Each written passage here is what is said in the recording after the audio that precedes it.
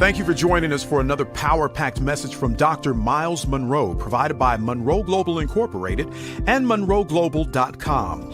We transform followers into leaders and leaders into agents of change. We hope that this message is a blessing to you as you advance your life and discover your purpose.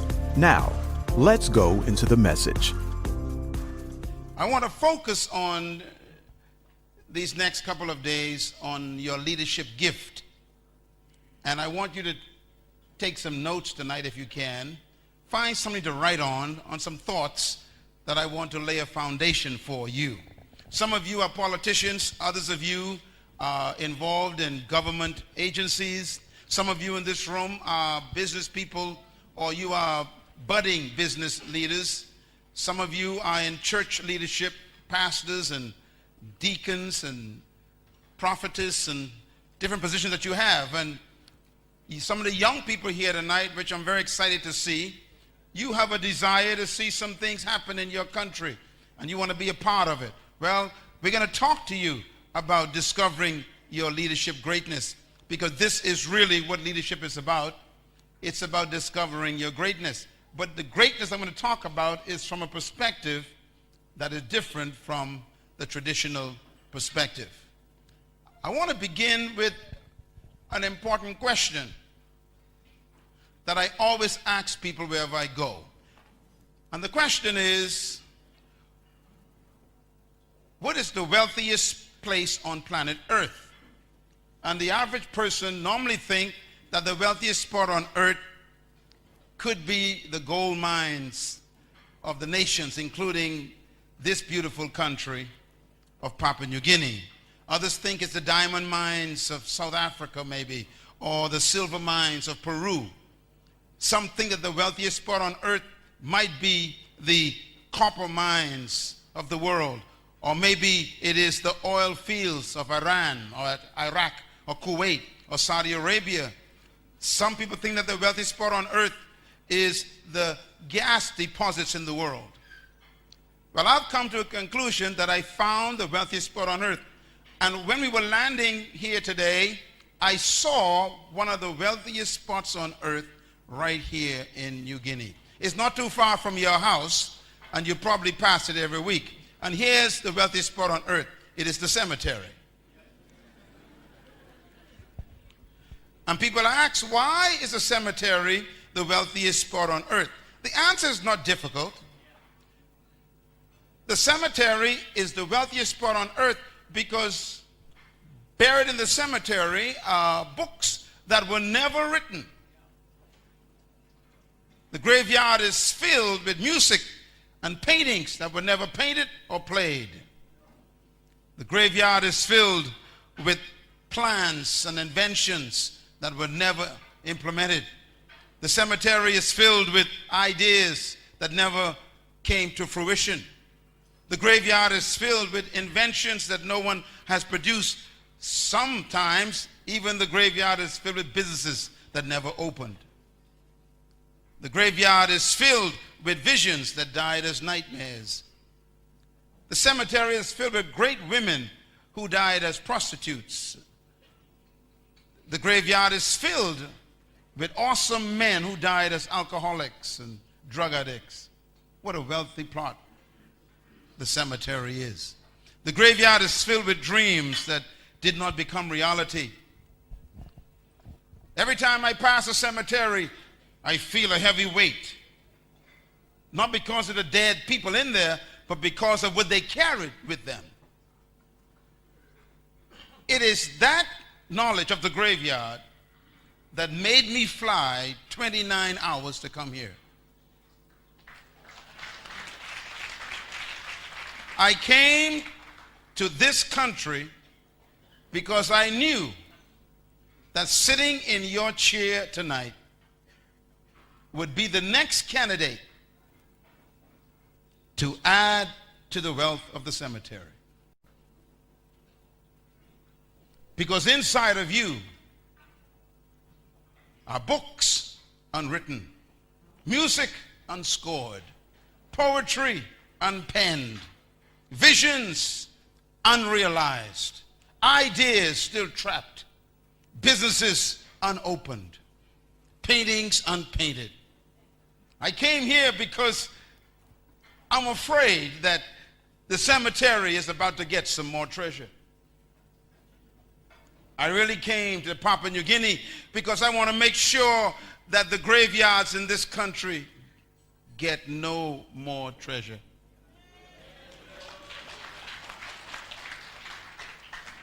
I came to this nation because I came to help you die empty. And this is what drives me all over the world. It takes me from one corner of the planet to the next. Every culture, every continent I've been, because of the cemetery. Because I hate to see people take any more of their dreams to the grave.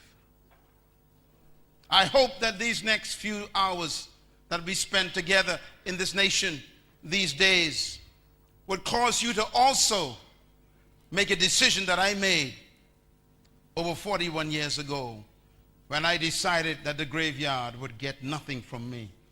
I decided that I would die with nothing else left to do. I made a contract with the cemetery that it can have my body when I'm finished with it and I used up everything inside of it. That's my agreement. I am convinced, therefore, that nobody came to this earth empty. Every human, 7.1 billion of us, came to this planet with something that your generation needs. And it is unfair for you to take it back without delivering it to us. My question then is, what do we call this massive wealth in the cemetery? I have one word for it. It's called potential. Why is this wealth in the graveyard called potential? The answer is in the definition. The word potential actually means untapped power. Potential means dormant ability or hidden strength. Potential is defined as unreleased energy. It is buried treasure. Potential is unused success. Potential is defined as stored energy.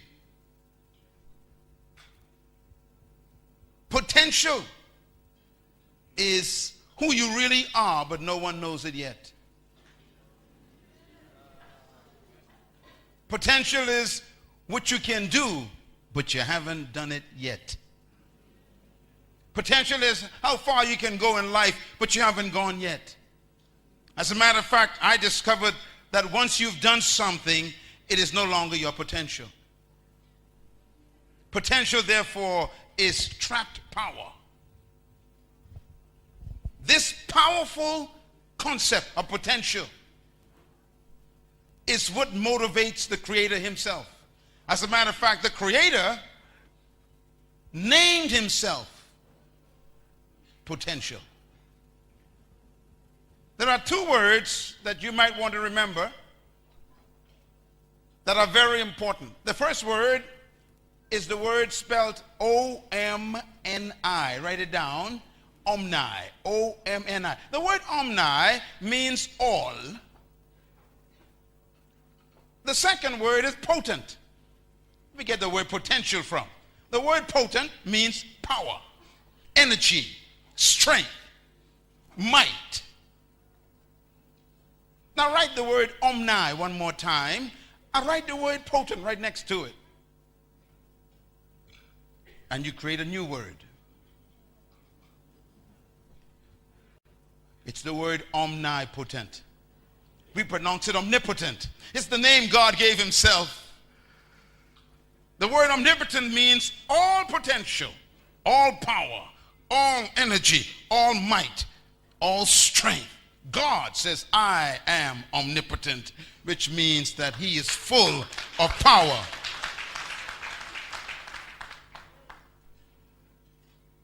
Now here's a mystery. Everything God created, he built into it the potential principle, which means that God will always hide the finished product in the beginning. And this is where you and I must discover ourselves. Let me put it this way. I am convinced that God hides the end in the beginning of everything. I am convinced that the Creator never begins with the beginning. He always begins with the end. And then he places the end in the beginning. And he gives you the beginning with the end on the inside. This principle is factually truth in creation and in the Word. This is why God does not create anything anymore, because he finished before he started.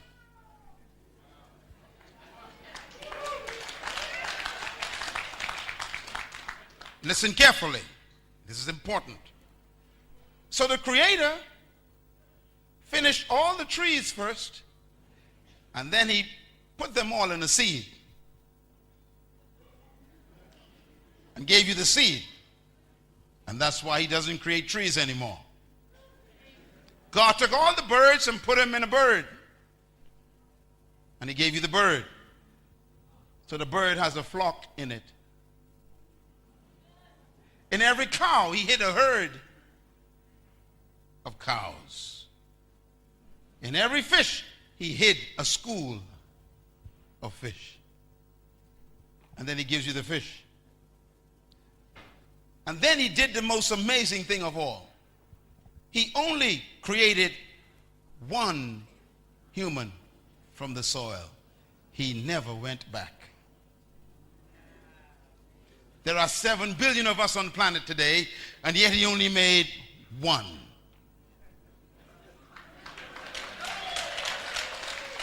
Think, use your mind for a minute. That means the Creator finished everybody and then took everybody and put them in one body and put the one body in the garden. That's why women did not come from the soil.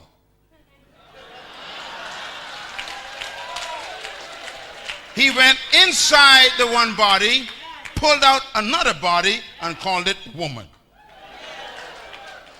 And then he told the man and woman, take out the rest. And we still getting them out every day. Still getting them out every day. Out of one man, he made all the nations of men.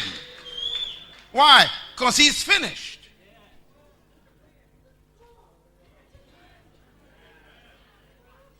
It's called potential.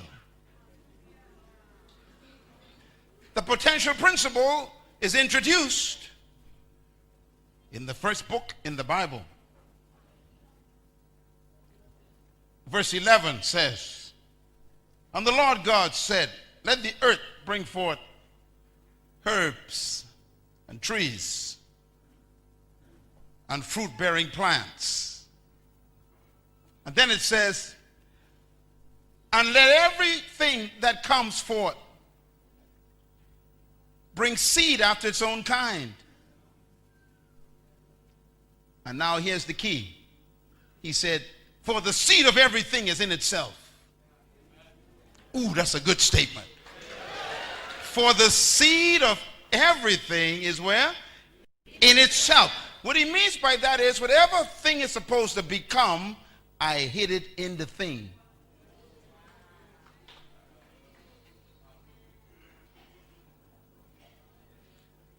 This is why the beauty of potential is so important. What he's saying is the future of everything is trapped in the thing. And this is why he said the seed of everything is in itself. Let me give you an example. If I hold in my hand right now a mango seed and I ask you, what do you see with your eyes? You will say a mango seed, correct? Sure. But that's not the truth. That's only a fact.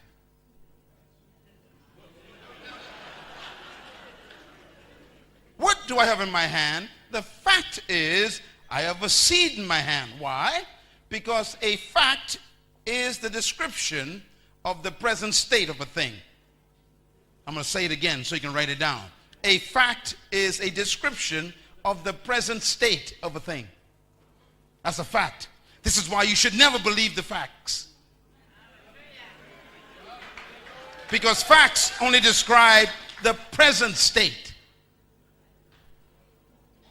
So in my hand, it is a fact that I have a mango seed, but the truth is not the facts. The truth is the reality of a thing. In my hand, I have a mango tree. But that's not the complete truth either. Because in my hand, I have a mango seed with a mango tree, but the tree and the mango seed also got fruit. And the fruit on the tree in the seed got seeds. And the seeds in the fruit on the tree in the seed got trees. And those trees got fruit that have seeds, that have trees, that have fruit with seeds, that have trees, that have fruit, that have seeds, that have trees, that have fruit with seeds, with trees, that have fruit, that have seeds, with trees, with fruit. So I ask you again, what do I have in my hand? The answer is a forest.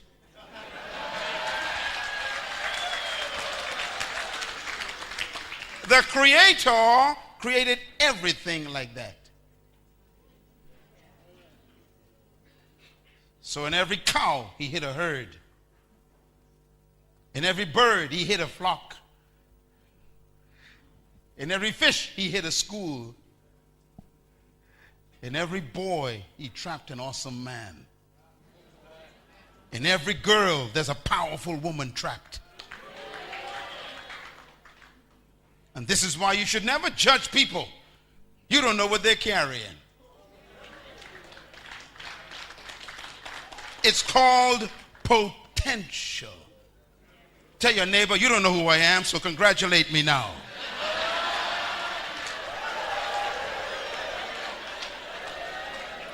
You have no idea who you're sitting next to.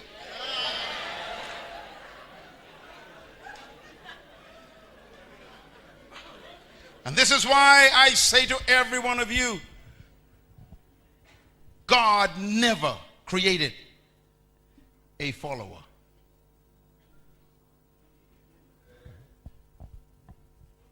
The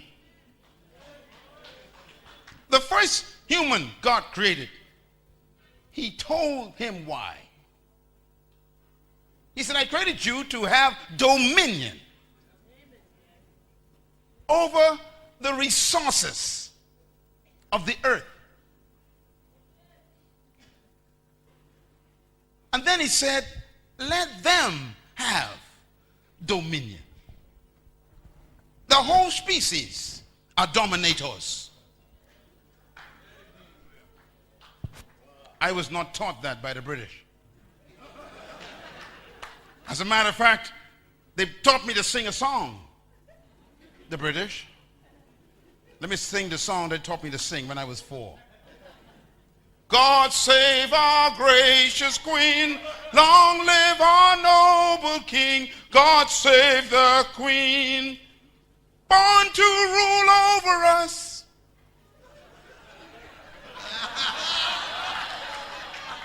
Did you hear the words? Born to rule over me. They taught me that at age 4. By the time I was 6, I believed it. That they were born to rule. They brainwashed us.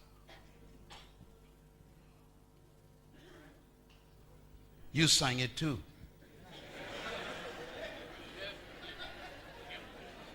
and you are still trying to be delivered from it.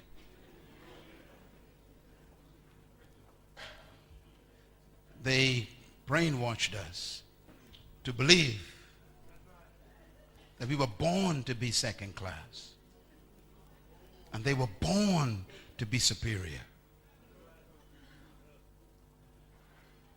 And billions of people are still struggling with that brainwashing.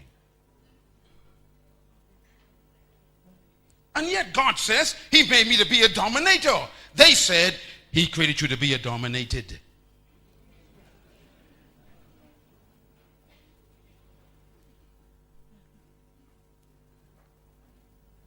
And so we struggle.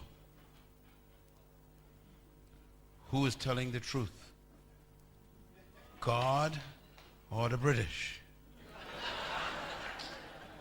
And we are battling that mental conditioning. So every time they show up, we become intimidated. Because the remnants of the brainwashing is still present, even though you wear a tie.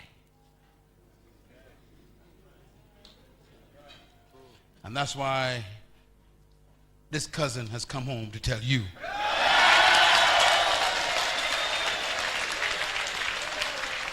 Let God be true and every man a liar. Clap.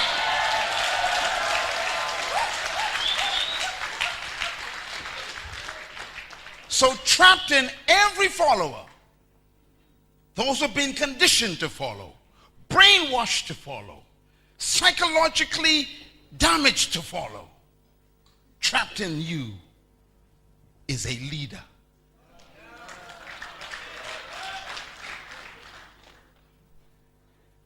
And that leader is screaming.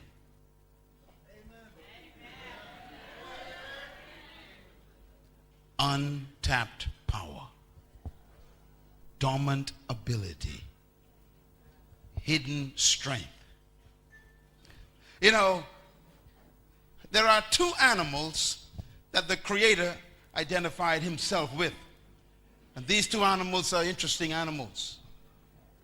The first animal he identified himself with is the eagle. The eagle is the leader of all the birds. The second animal the Creator identified himself with is the lion. The lion is the leader of all the animals. As a matter of fact, here's a puzzle. An army of sheep led by a lion will always defeat an army of lions if they are led by a sheep.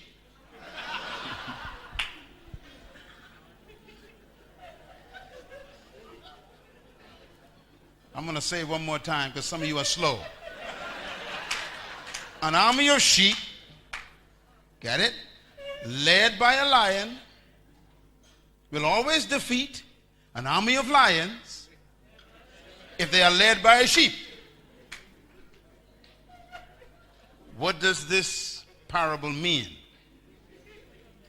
It means that leadership determines the quality of the followers. It means that leadership can transform cowards into warriors. It means that true leadership and good leadership can transform timid, fearful people into bold, fearless people. Leadership. In other words, the quality of the followers is determined by the quality of the leadership. And this is why when your football team is not winning or your basketball team is not winning, you don't fire the players.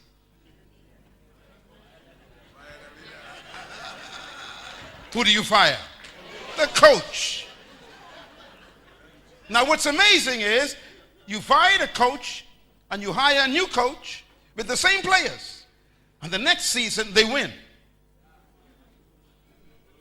Which means there was nothing wrong with the players.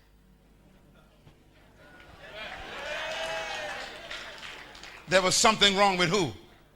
The coach, the leader.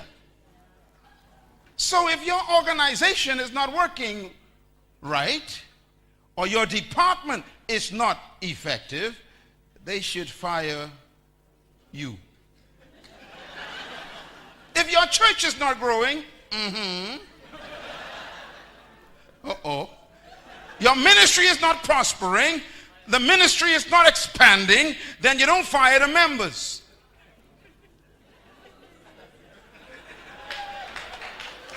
You fire who? The pastor. Say it.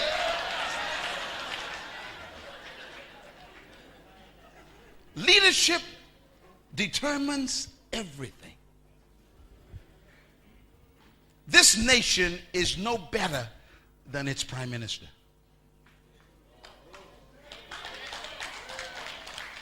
The church is no better than the pastor. The team is no better than the coach. The department is no better than the manager. So if something is wrong with the organization, it's because of leadership. And this is why when man fell through the instigation of manipulation of the woman, God never asked for the woman, because she was not the leader of the home. When something goes wrong in the organization, you always look for the leader. So leadership is the key to everything. Ladies and gentlemen, this is why it's important to understand leadership. The lion is an amazing creature. The lion is the leader of the animal kingdom. Now here's a mystery. The lion is not the tallest animal in the jungle. He's not the strongest. He's not the most powerful. He's not the biggest. He's not the most intelligent. And yet the lion is the leader. Tell your neighbor there's hope for you. Come on, tell somebody there's hope for you. The lion is a mystery. The elephant is 80 times bigger than the lion. The giraffe is 115 times taller than the lion. The hippo is 50 times heavier than the lion.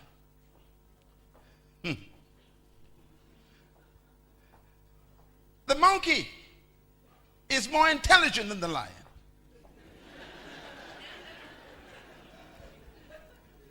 The elephant is more powerful than the lion. The bull is stronger than the lion. And yet, the lion eats all of them for lunch.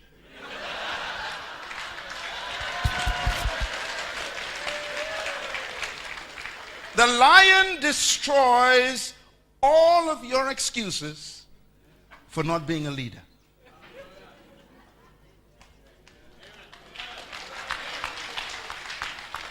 Everything they taught you, the lion cancels.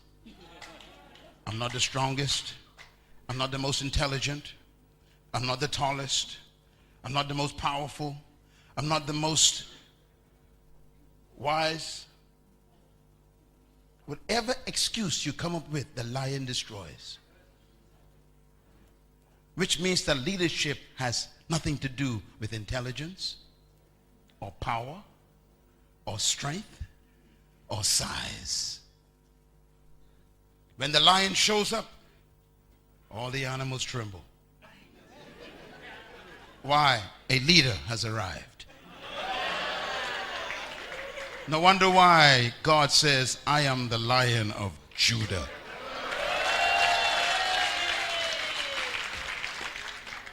So the question is, what makes the lion a leader? It's not his strength, not his power, not his intelligence, not his size, not his weight. What makes a leader? I give you one word, and I discovered it. The lion is a leader because of attitude. Everybody say attitude. Say it loud. And that's what's trapped in this room. See, leadership is 80% attitude and 20% skill.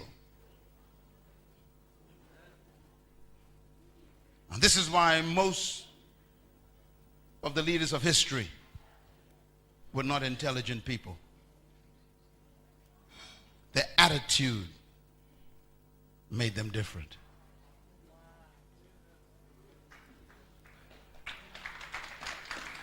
And that's why we're here. This week, I have come to work on your attitude. Because once your attitude is adjusted, you'll become a dangerous man or a dangerous woman.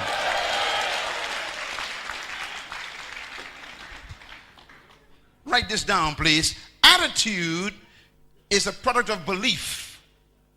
The lion believes something about himself that makes him dangerous. He believes that he could eat the elephant. He believes that.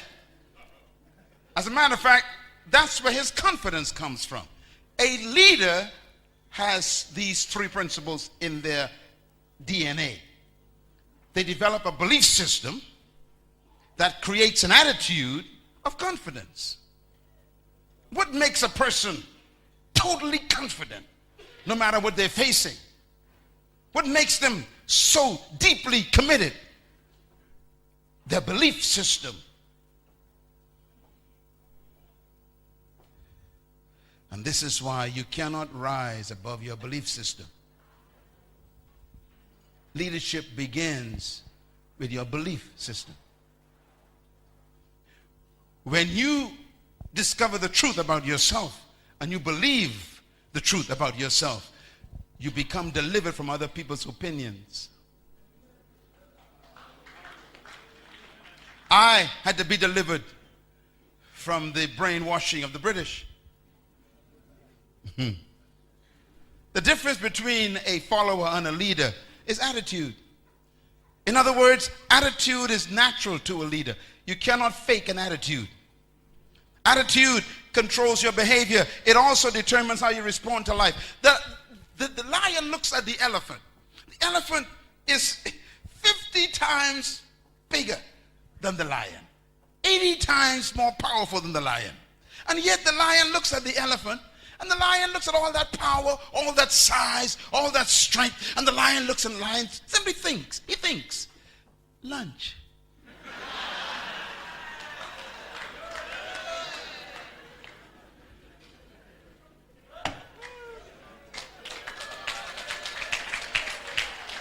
That's a leader. He reduces the elephant to a meal in his mind. His belief system controls how he sees. As a matter of fact, leaders do not see with their eyes. They see with their belief.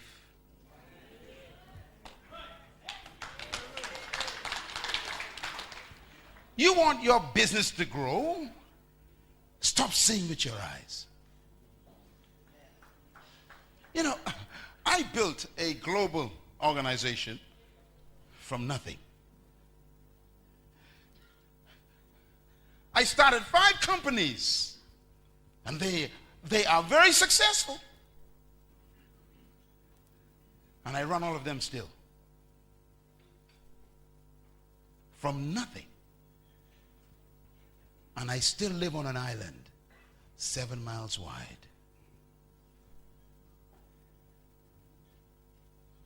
I look at the world and I think, lunch.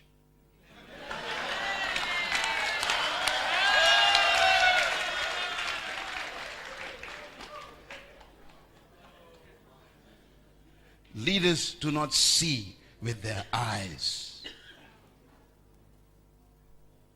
They see with their belief. Because the lion sees the elephant as lunch, what does he do? Instead of running away from the elephant, he runs toward the elephant. See, your belief controls your behavior.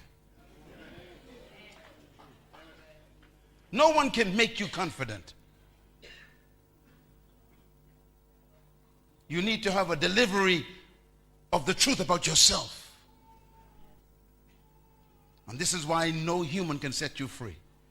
Don't confuse independence with freedom.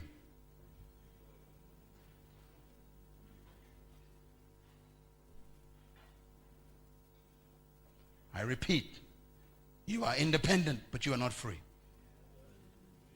Because no one can set you free. No charter from England can set you free.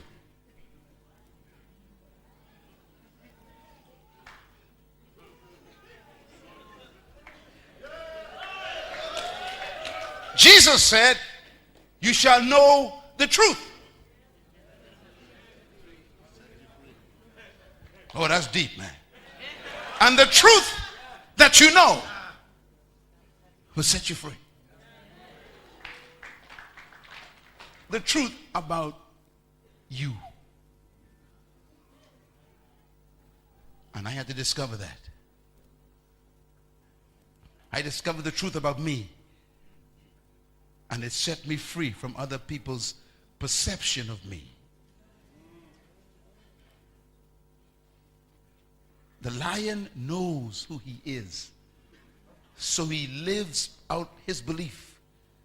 And he eats elephants. It is my hope in the next 3 days that there shall be an emergence of lions all over Papua New Guinea.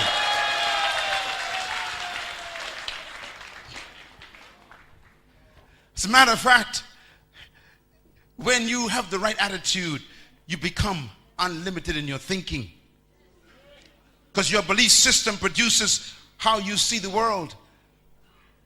And you can be trapped by your belief system or set free by it, depending on what you believe. Do you believe that you are created to dominate the earth?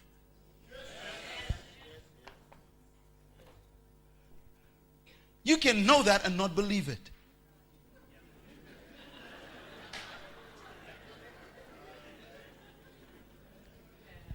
So I want to wrap tonight up as introduction on a concept called philosophy. Write the word philosophy down if you get something right. The word philosophy is important because this is where leadership begins. It begins with your philosophy. Philosophy is a product of your ideas about yourself and about life. As a matter of fact, the word philosophy is two words put together.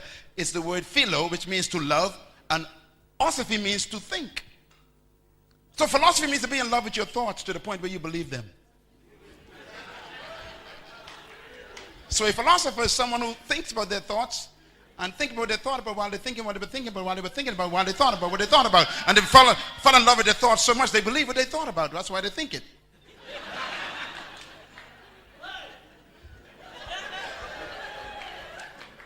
And every one of you sitting or standing in this room, you have a philosophy. Every human has a philosophy. A philosophy is your belief system. And where did you get it from? You got it from your culture, from your family, from your teachers, from your parents, from your friends, from the books you've read, and what you heard people say. You get your philosophy from your environment. That's why it's so dangerous. Because most of what you heard is not true. But you believe it.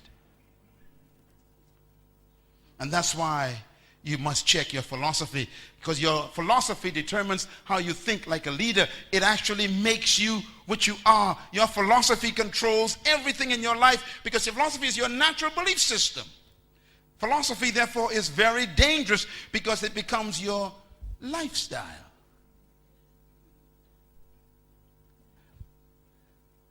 Look at these lions. I took this photograph myself. We were on a safari in South Africa, coming up the Carib River by Zambia. And I saw lions kill an elephant. That's leadership at work. Look at it.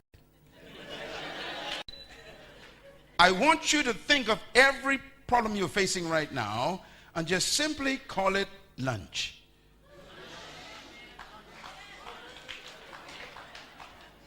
Look at that leader. Now, let me tell you something about leadership. I saw the lions surround the elephant. And then someone, as if gave a signal, they all jumped on the elephant at the same time. One went to the neck, dug his claws in. One went to the back, dug his claws in. One went to the hip, dug his claws in. One went to the head. And they were all over this massive elephant. And the elephant began to throw them around like wet rags. Just throw them around. And they wouldn't let go. They dug in their teeth and their claws, and they wouldn't let go. As if they were committed to lunch. The elephant threw them around as if they were just feather. But they wouldn't let go. And they were being tossed around, flung in the air, but they wouldn't let go. And after 25 minutes of watching this, the elephant stopped. And the weight of the lions became like lead because they wouldn't let go. And suddenly,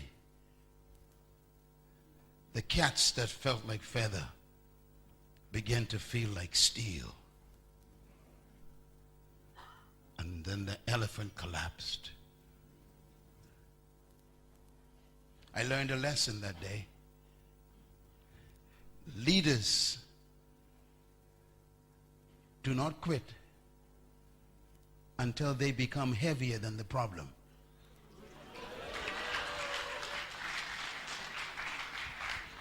Persistence makes you heavier. Say it. Say it loud. Persistence makes you. Your problem is not a problem. You are a problem to the problem if you don't let go.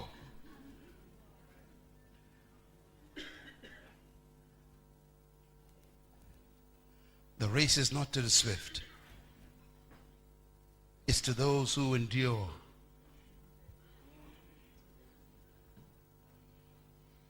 We lose not because we lost. We lose because we quit.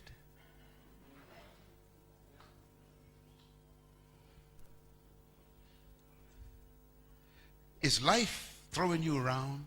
Is your company putting pressure on you? Is your business tempting you to quit? Maybe that's why I was sent into your life. Maybe your ministry is so stressful you want to give up. And maybe the Creator sent me just to tell you, hang on a little longer. It's going to come down. Leaders don't quit until they win. I saw these animals totally dominate an elephant because of their conviction and their persistence. Their belief system was so strong that their leadership brought them total dominance. Let me therefore give you a challenge. The problem with most of our organizations, including even our countries, is that we are overmanaged and underled.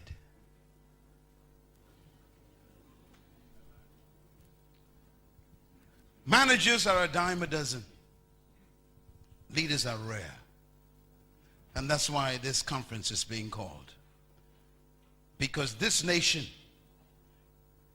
is crying out for leaders.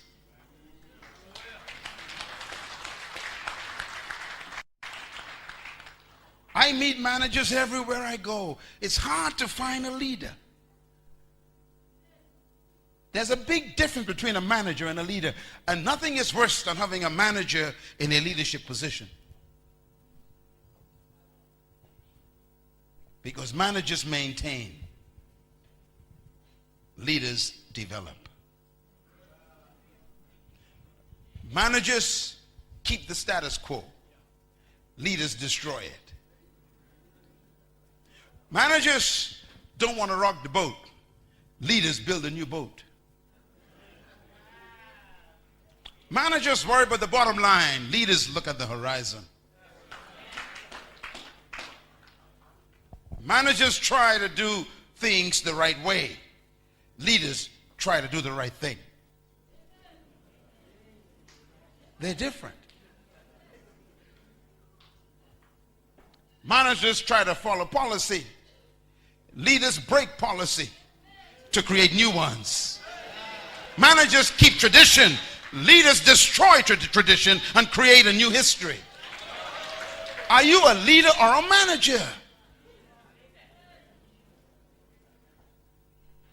Managers don't grow organizations, they maintain them.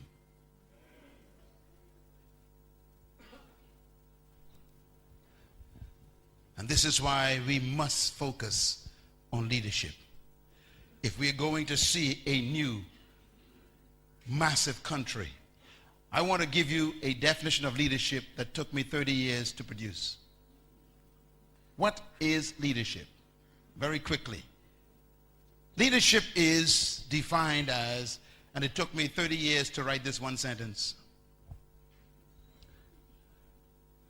Leadership is defined as the capacity to influence others through inspiration, which is motivated and generated by a passion, motivated by a vision that a person has, which is birthed from a conviction that is produced by a sense of purpose. That's leadership. It's very complicated. And each one of you can be a leader, but you got to follow this process. To become a leader, you turn the definition upside down. In other words, leadership begins with, first of all, discovering a purpose for your life, which becomes a deep conviction. That conviction becomes a vision in pictures, which becomes a passion that you want to pursue. That passion then inspires other people. And once you inspire people, they allow you to influence them. And when you influence people, they call you a leader.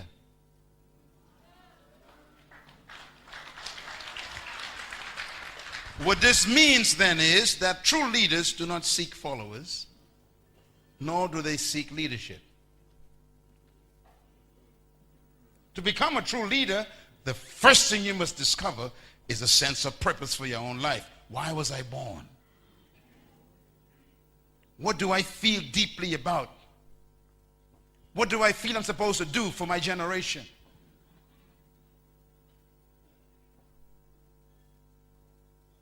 I have a book on the table out there. Please get a copy of it. It's called In Pursuit of Purpose. Until you find your purpose, there's a whole set of books out there on this. If you don't find your purpose, you'll always be a follower. Purpose separates you from the pack. All leaders develop a sense of destiny, purpose, and that purpose becomes a conviction. If there's no deep conviction in your life, you'll never be a leader. You'll be a manager. Conviction means you have a deep belief that you are important to your generation. And every one of you came to earth with something important to do, but most of us die never finding it. That deep conviction is what produces your sense of vision. Conviction shows up in pictures, and we call it vision. What do you feel deeply about? Most people don't, because they've been taught to simply get an education and get a job and pay bills and die. No sense of conviction about anything in life.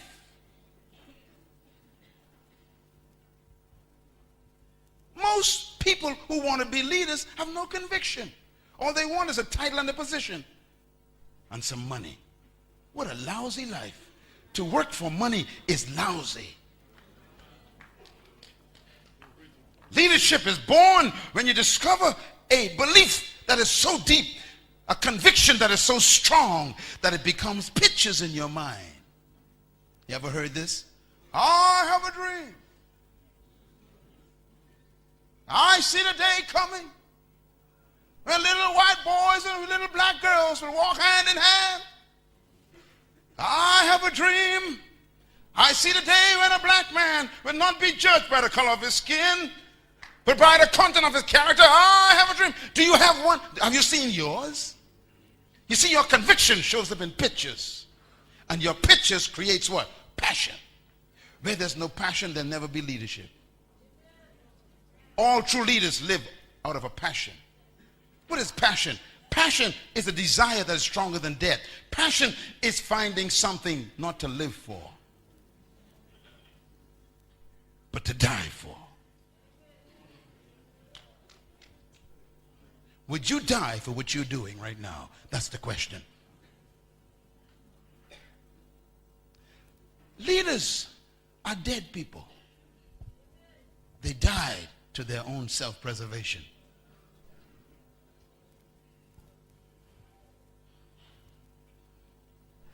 Once you develop a passion, you inspire people.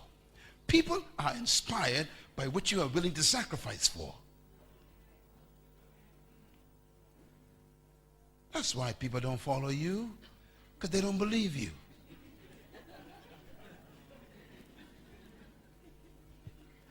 Jesus Christ is an amazing man. He said something one day that disturbed me. He said, a hireling looks after the sheep. That's a manager. And when the wolf comes, the hireling runs. Why? Because they ain't my sheep. He said, but the good shepherd, when the wolf comes, stands between the wolf and the sheep and gives his life for the sheep. He was separating managers from leaders. Are you leadership material? Have you found something to die for yet? That's the question. You think about it for the next 3 hours. Because if you are going to be an impact in this nation and make a difference in your country, you cannot think about your self-preservation. We're so busy trying to preserve our lives, we have no time to make a life. Words of Jesus again. He said, if you want to be great, he says, then you must be willing to lose your life. Because if you save your life, he says, you'll lose it. But if you lose your life, they'll never get rid of you.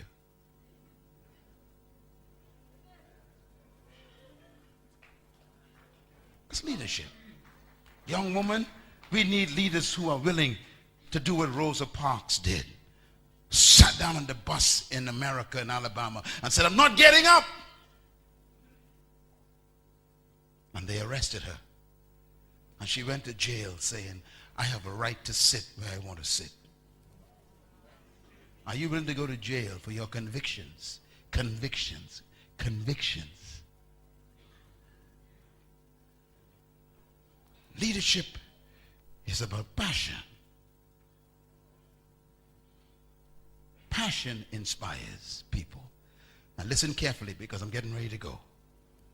If you don't inspire people, you have to manipulate them.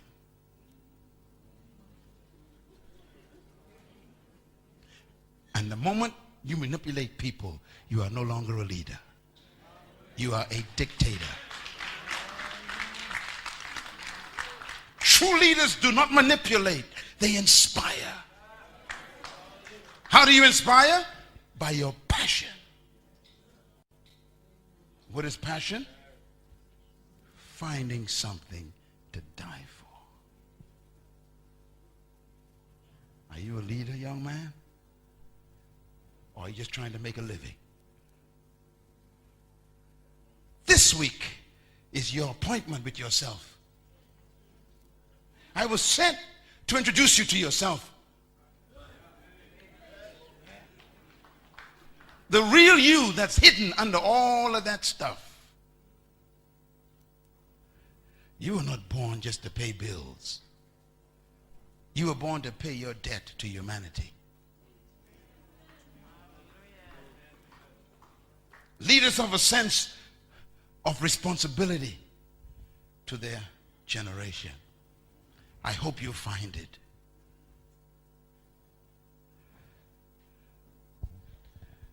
Do you know how many sperms died for you to live? 499,000. They were all running toward the egg in your mom. And only one made it. And guess who that was? That was you. That means you won the race before you was even born.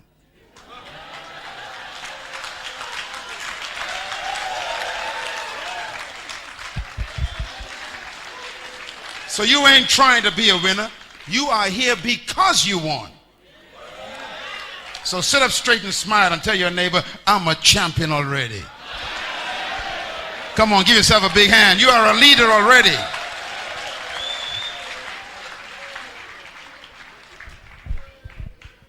Look at this man. Do you know him? If you look at the list, he's in the list. He was a lawyer, trained in England, went back home to his country, and couldn't practice law because he had a deep sense of purpose for his people. How do you feel about Papua New Guinea?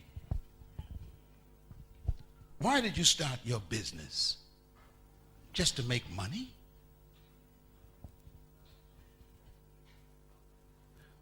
What a lousy life.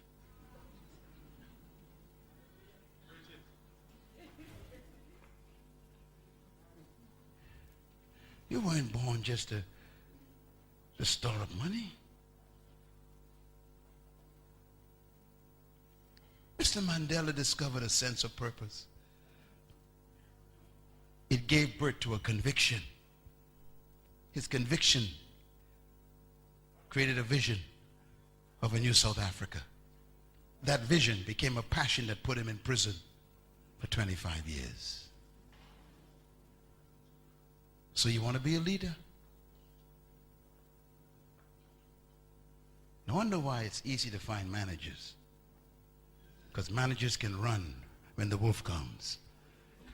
This ain't my company, I'm gone. This ain't my church, I'm gone. Will you go to prison for your conviction? That's leadership.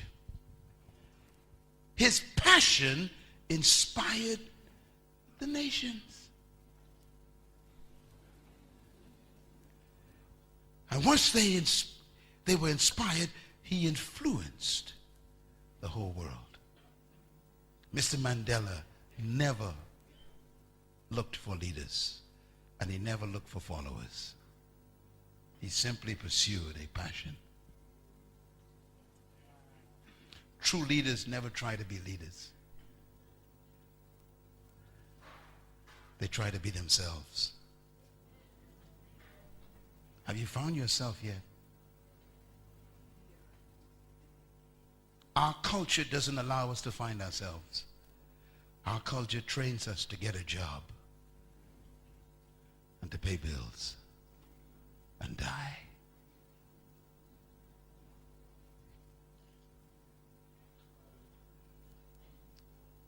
You can never be a leader until you're free from your culture.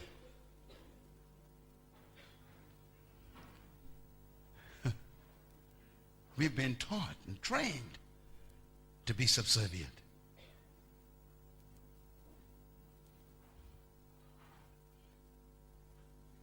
Mr. Mandela never sought followers.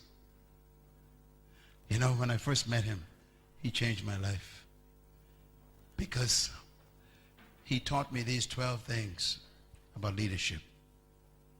You find a purpose. It gives you a vision.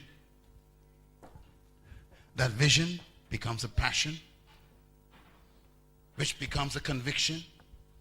And that conviction gives you compassion for people. Compassion means you love the value of humans. True leaders love people. They don't hurt people. They don't destroy people. They love humanity. That compassion becomes principles. Principles is when the leader stands on standards by which they function. And those principles become values, which is their code of ethics. They refuse to compromise and steal and be corrupt. Any corrupt leader is not a leader. They are manipulators. They are destroyers. When you compromise any of your values and sacrifice your code of ethics, you're no longer a leader. You are a pawn. You're being used.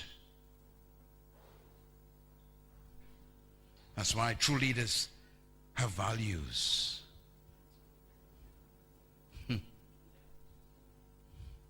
The Apostle Paul was a great leader. He said, look, if you want to be a leader, he says, first of all, be a husband of one wife. That's a value he's setting. Do you value your wife more than any other woman? Then he says you can be a leader, he says.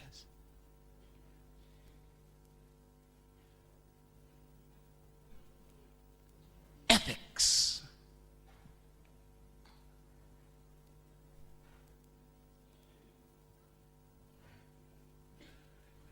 Once you have your code of ethics in place, then you set a plan for your company, for your country, for your business. And then the plan produces a sense of persistence because your plan will be challenged.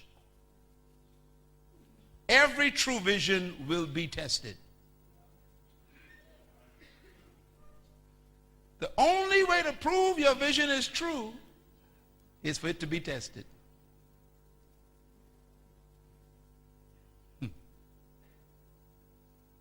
People will fight your vision. They'll reject it. They'll oppose it. But I learned something years ago. Until you've been completely rejected, you'll never be completely accepted. Stop looking for approval all the time. If everybody agrees, you're going in the wrong direction. Leadership attracts opposition.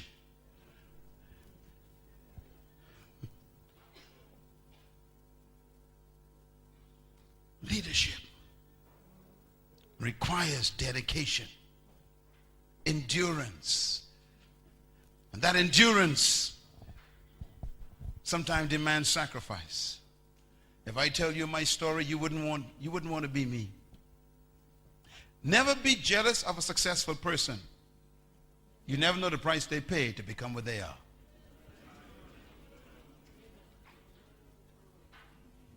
Tell your neighbor, if you knew what I was going through, you wouldn't want to be me. Come on, tell him right now.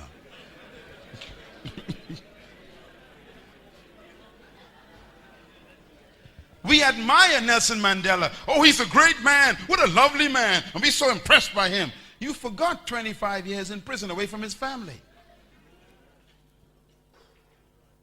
Sacrifice.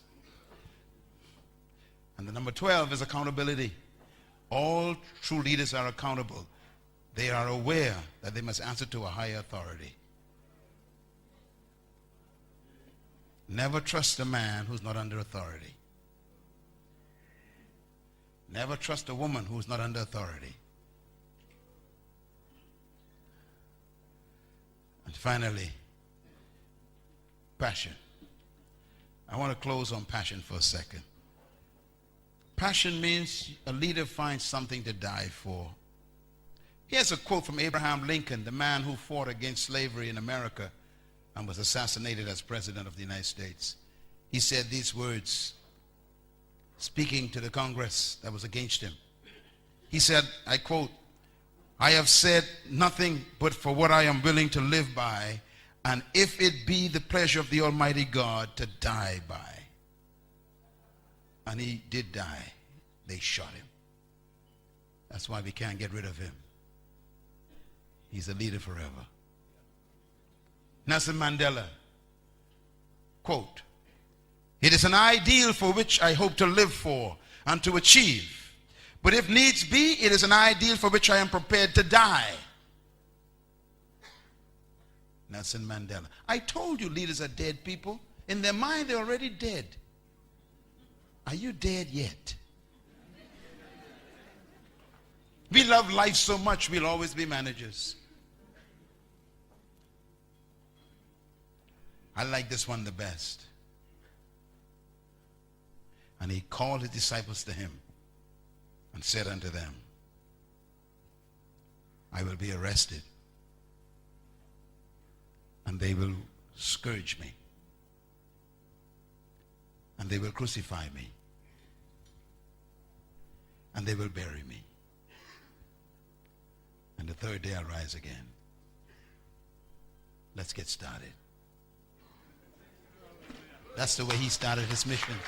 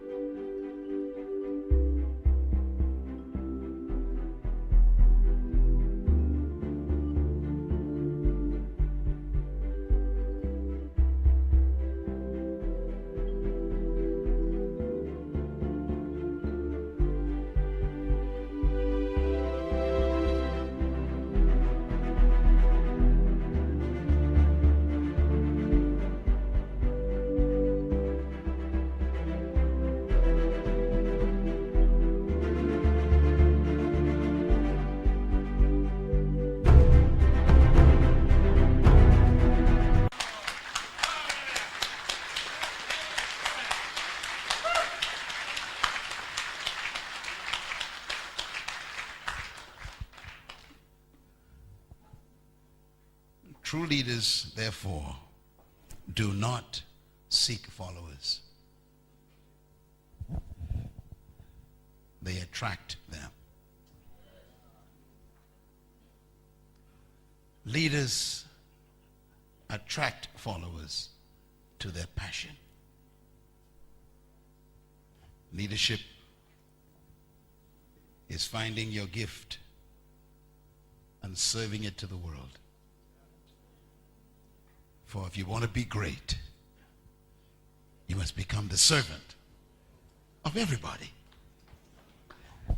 You serve your gift to the world, you become great.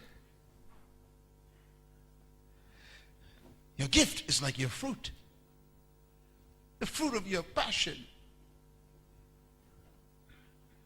When the mango tree bears the fruit, it never brings the fruit to you.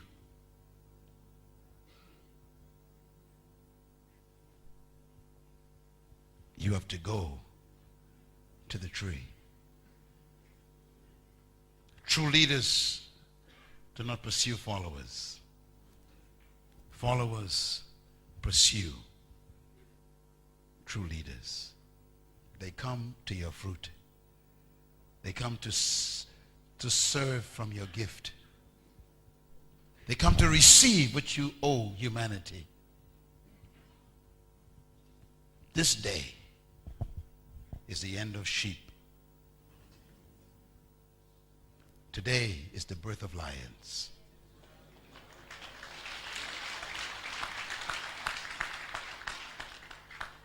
When a lion attacks an elephant, it is quite aware it could be killed.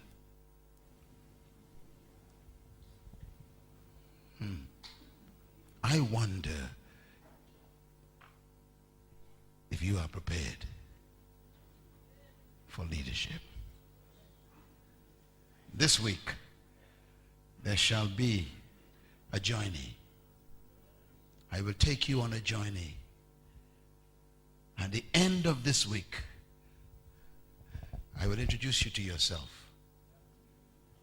You are awesome.